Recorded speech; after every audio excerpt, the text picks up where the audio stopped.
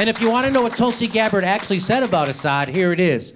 There is no doubt that Assad is a brutal dictator, but common sense tells us that if we want to defeat ISIS and other Islamic extremist groups, we need to immediately end the illegal and counterproductive war to overthrow the Syrian government of Assad. We must focus our efforts one-pointedly on defeating ISIS, as well as Al-Qaeda, al-Nusra, and other jihadist groups who have declared war on the United States. If we were to end our war against the Syrian government of Assad, then and only then will it be possible for us to defeat ISIS and these other extremist groups. So that's what she actually says. She says that there's no doubt he's a brutal dictator, but guess what? This is how we're supposed to handle it. And this is, so here's CNN. And let's watch what they say. Congresswoman Tulsi Gabbard made headlines in the debate for going after Senator Kamala Harris on her record as a prosecutor. So we're not going to talk about that. Right? But now she is getting criticism all of her own for refusing to condemn Syria's brutal dictator. First of all, and now she's getting criticism all of her own, which allows me to ignore the criticism that we actually should be talking about, because we've been talking about this criticism of Tulsi Gabbard nonstop for 3 fucking years since she went to Assad and met with him. But no, we're gonna pretend. They pretend like this is a new story every day. Every day. Watch this. And look, I love her concerned face. She met with a dictator. Gabbard is one of 2 military veterans in the Democratic race for the White House. She deployed to Iraq twice. I love it. She kind of says that under her breath. She's done it twice. But what part does she want to emphasize? And in 2017, she met with Syria's Bashar al-Assad during a controversial fact-finding trip, as it was called. There she goes being fancy again. Also, CNN doesn't understand facts. So fact-finding mission, that's really hard for them to understand, period. With Anderson Cooper. What is your take on Bashar al-Assad? What do you say? So he didn't ask that question to Kamala Harris, right? He didn't say, hey, what is your take on wanting to up bail for poor people? What is your take on denying information that would exculpate people on death row? What is your... He didn't say any of that shit. Hey, what about you locking up people for marijuana and then laughing about it? He didn't say... They didn't repeat any of the charges against her, but they did... Watch what they do. Anything Kamala Harris said, they... Go ahead. My take is one of a soldier, where I've seen the cost of war firsthand. In Iraq, serving in a medical unit every single day, confronted with that high human cost of war. So I will never apologize for doing all that I can to prevent more of my brothers and sisters from being sent into harm's way to fight counterproductive regime change wars that make our country That's less. right. Oh, I'm sick of all that fancy talk over there. God. Fancy peace talk. She's being chastised for peace talk. It's fucking unbelievable. It is fancy. Why don't they show the video of Kamala Harris mocking people when she's like, more schools, less bidding, more. Why don't they show that fucking video on a loop that's so fucking offensive, where she mocks people who want more schools and less prisons? They can't seem to find that footage, but they can talk about someone on the fucking Foreign Relations Committee meeting with the foreign leader. Wow, it's crazy. That take more lives and that cost taxpayers trillions more dollars. So if that means meeting with a dictator or meeting with an adversary, absolutely, I would do it. Do you this is consider about the him national security of our country. Understand that position. Do you consider him a torturer or a murderer? You mean like George Bush, Dick Cheney, Donald Rumsfeld, and Condoleezza Rice? You mean like that kind of torturer? I don't know. How about the person who's the head of our CIA right now? You mean like that kind of a torturer? Christina, you mean like that? Yeah, it's amazing that everybody else is a bad guy. We're the worst motherfuckers in the world.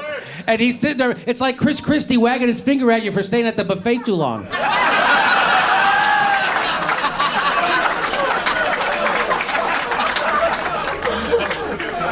Hey, that's your 3rd time back, huh? I'm Anderson Cooper. He did that to me once, and I told him, well, the beach is closed, so I'm stuck here. Oh, you gotta have knowledge to get that joke. And now she brings on this guy, Josh Rogan, who works for CNN and the Washington Post, and he's the worst kind of human being in the world, right?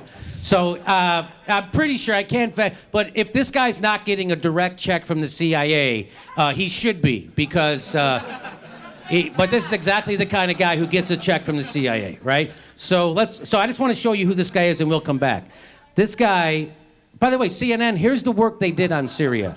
You want to see the work they did on Syria? They sent a woman over there, right? And she's going to show you they had a chemical attack. And how's she going to tell you? And there's definitely something that stings. She's sniffing a backpack to let you know there is sarin gas on it. Which lets you know 100% that she knows for a fact there's no sarin gas on that fucking backpack. Because if she thought there was a chemical that was going to hurt her on that backpack, the last thing in the world she'd, oh yeah, I think I'm going to be dead now. I'm doing it all for reporting.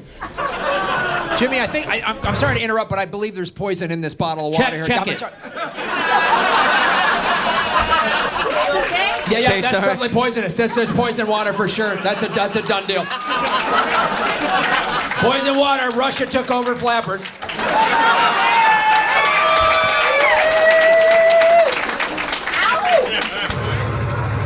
And there's definitely something that stings. That's how they. And that's who CNN is, and here's who Josh Rogan is. Josh Rogan tweeted this out. Perhaps Trump would go back off his urge to cut and run in Syria. By the way, so the president wants to pull out of Syria, a place we shouldn't be in the first place, and a journalist refers to it as cut and running. Right? Does he sound like he's directly from the fucking CIA? Are you shitting me? He goes, perhaps Trump would back off his urge to cut and run in Syria if he knew the United States and its partners control almost all of the oil. So here he is urging Trump to do more war in Syria for oil, and he's not even fucking hiding it. That's who that guy is. That's who Josh Rogan is. And so that's when he tweets this out. He tried, after Tulsi killed it again at the second debate, they dispatched their little attack dog on a truth teller to make her seem not patriotic enough. And here's what he tweets out. New Tulsi Gabbard Syria record shows why she can't be president. So it doesn't matter about Syria. So if Tulsi opposes Venezuela war, he'll smear her for that too. Because here she is opposing the Venezuelan war. And what does he say? Again, Tulsi Gabbard shares the same foreign policy positions as Russia and the Assad regime. It's probably just a coincidence. So no matter what foreign war she's against, he's going to smear her as not patriotic. A congresswoman on the Foreign Relations Committee and his current major in the fucking army. It doesn't matter to him because all he cares about is selling more war, which is why he has two jobs, one for CNN and the Washington Post. That's how big of a piece of fucking pro-war piece of shit Josh Rogan is. And he's not fooling anybody. He's not fooling me, and is he fooling you? No! He's not fooling anybody, and if he has kids, his kids will disown him one day. And so Josh Rogan, somebody came at him and said, hey, I accused Josh Rogan of not only being a genocide denier, but a genocide enabler for his pro-Iraq war propaganda. But Josh Rogan says, I was against the Iraq war. Oh, really? And guess what I said? Hey, breaking, CNN reporter admits to being a Saddam Hussein apologist who disagreed with our intelligence community, sided with our enemies in Iraq, and a dictator who slaughtered his own people with chemical weapons.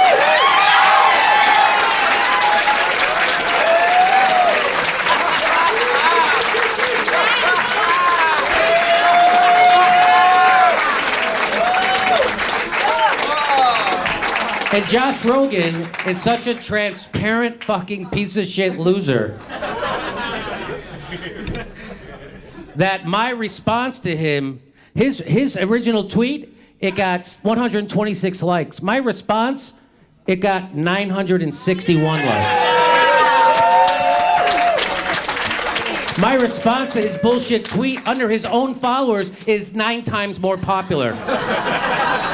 Jimmy, it looks like you're in the top tier of Twitter. That was hard. Josh Rogan's like one of these 1%ers.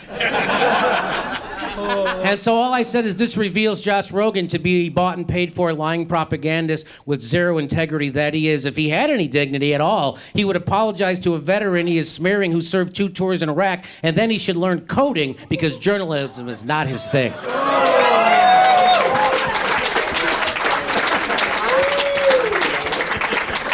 Let's remember, this is how the corporate media works. That's an Assad apologist. That's John Kerry meeting with Assad. That's Nancy Pelosi. Those are not Assad apologists. Why? Because they're for more war. But she's against the war. She's an Assad apologist. That's how the media works.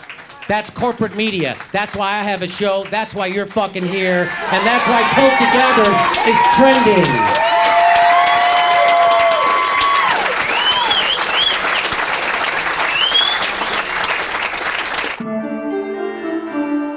Our next live Jimmy Dore show is August 24th in Denver, Colorado. Then we're going to San Francisco, Seattle, Baltimore, and Honolulu for Christmas. Go to jimmydorecomedy.com for a link for all tickets. And if you'd like to support the show, that's how we do this. Become a premium member or a Patreon patron. We give you hours of bonus material every week. Thanks for your support.